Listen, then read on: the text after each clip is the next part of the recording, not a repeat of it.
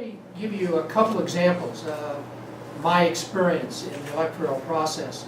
Tom mentioned that, unfortunately, we have presidential candidates and we have presidents who seem to pretty much spend their time focusing on those few states that are considered the battleground states. And that's unfortunate. But I can tell you that if we went to a system where every vote counted the same, and it would require the candidates to get to many more states, I think whoever is elected president would be far better prepared to be president. From my own experience of running for governor of Illinois, Illinois is a very large and diverse state, I found that where I went as a candidate is what I remembered after I was elected. After you're elected, you really don't have time to maybe get out and do as many things and listen to people as much as you do during a campaign. So it's extremely important that whoever is going to be president has been around the nation, has been in many states, has visited in a lot of different situations. So when that person becomes president, they know the country, not just a few states. Also, it's extremely important, I believe, that the voters know that whoever they vote for, they actually have a chance to impact the election.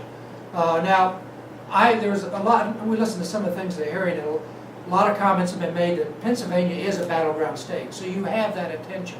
So why change?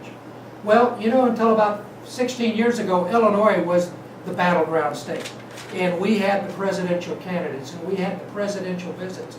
But things began to slip in Illinois, and we are now viewed as a blue state. We don't see presidential candidates.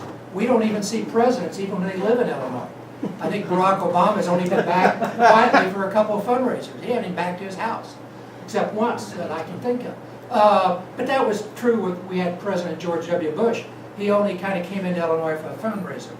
So the thing I would suggest to those in Pennsylvania who think, well, we don't need to change because we are a battleground state, that's not guaranteed forever. And looking at the trends in Pennsylvania, it very well might become a blue state, and you might miss having all that attention. What I would suggest is that a state the size of Pennsylvania, like a state the size of Illinois, they're very comparable in size.